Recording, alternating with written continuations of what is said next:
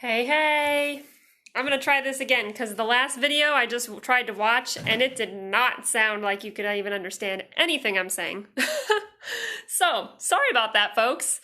But if you are watching this now, you should give me a comment and let me know that it is understandable and that the connection goes through and everything, because clearly when I tried going live a little bit ago, like 10 minutes ago, it totally did not work. So, let me know if this one is working. But happy Wednesday. I hope that you are doing well. I am feeling super jazzed right now because I started a 3-day hydration challenge with some of my friends, and it has been so fun to just connect. I feel like we've been having a lot of connections over the last couple days, and it's just been so fun to like chat and share what's working for us and learn new things and share what I've been learning and growing in.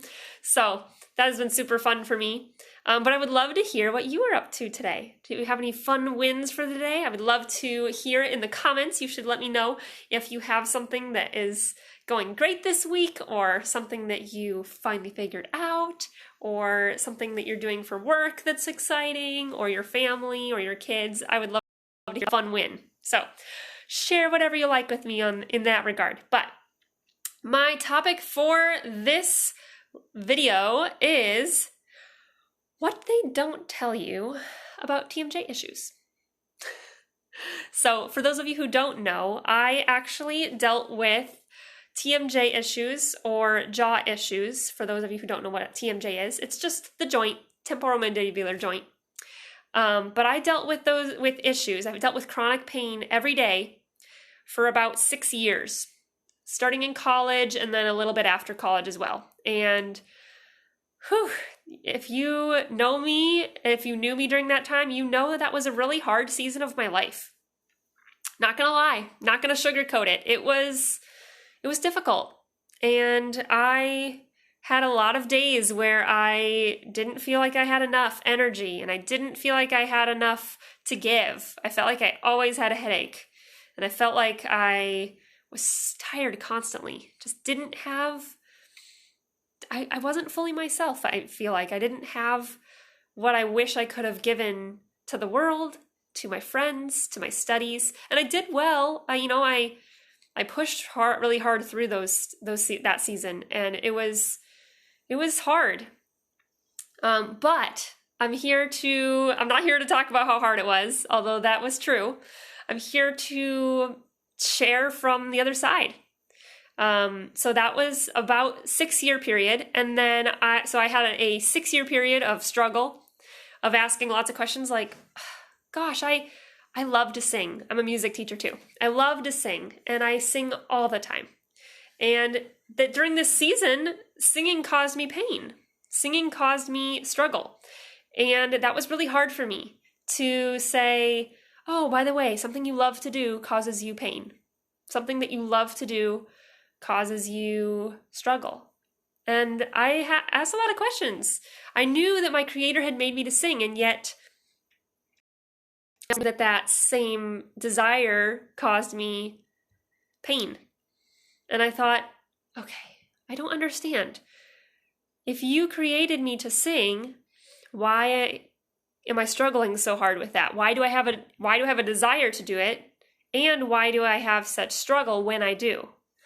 And so I asked a lot of questions about, should I continue singing? Should I continue studying this? Should this continue to be a part of my career and my life on a regular basis, not just a sometimes basis?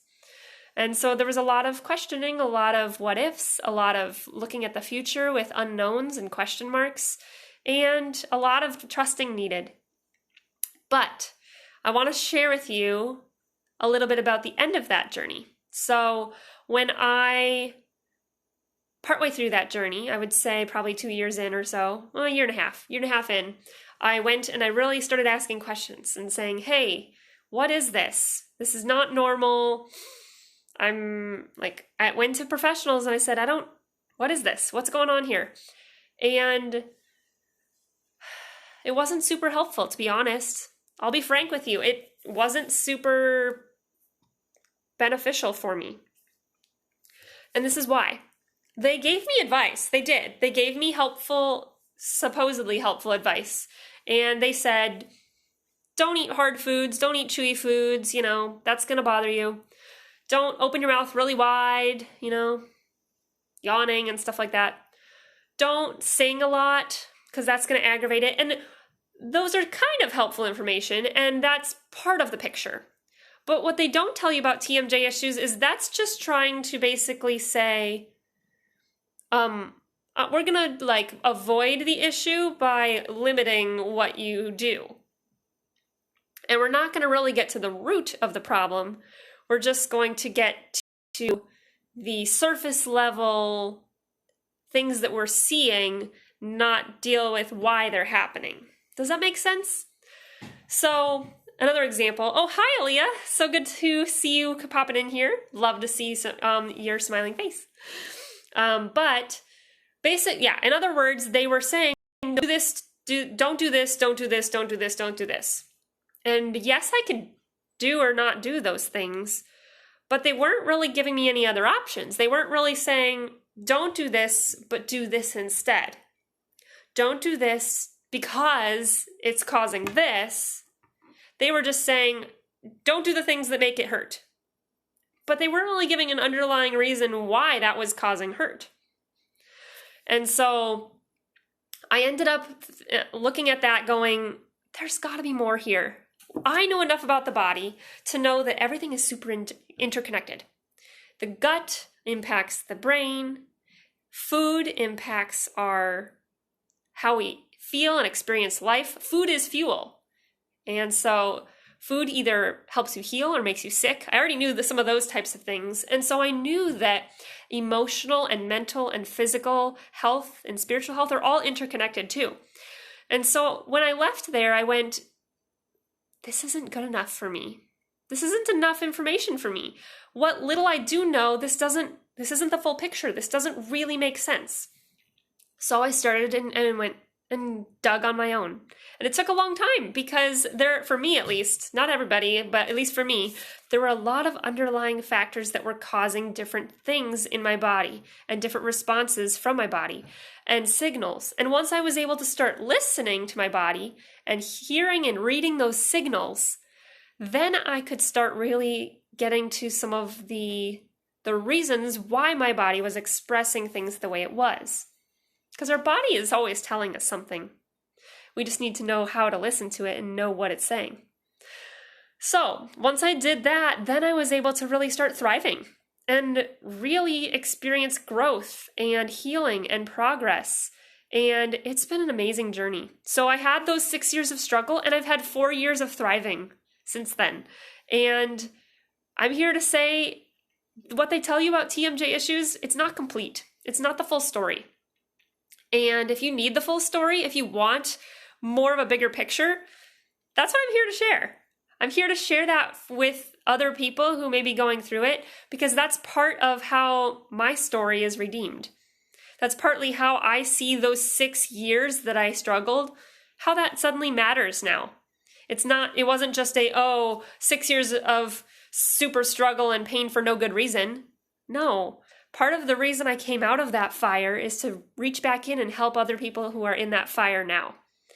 And so I've shared a lot of things in the Abundant Life group. That is, I put a link for that in the description of this video.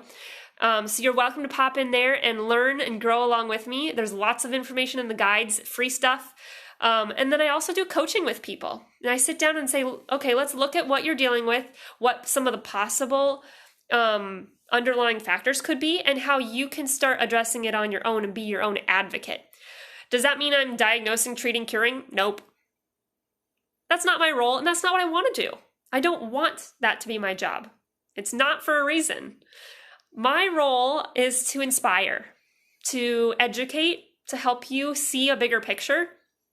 My job is to be a cheerleader for you, to help you be your own best advocate, because that's what this is. Whether you're going to be working with professionals on various issues or not, it doesn't matter.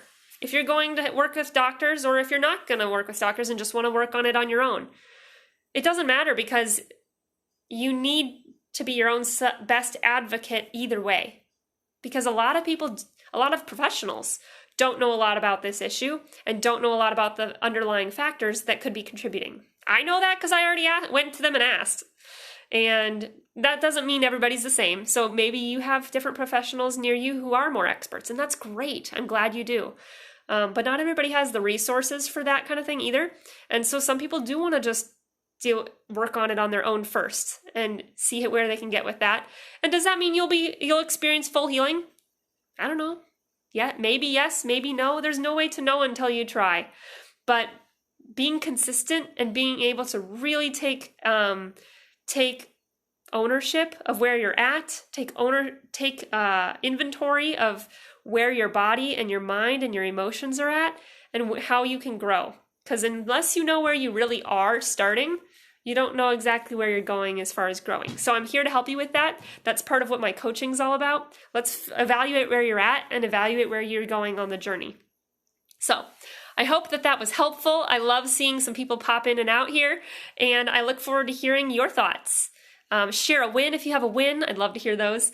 And I hope you have the best rest of your day, and I'll catch you later. Bye for now.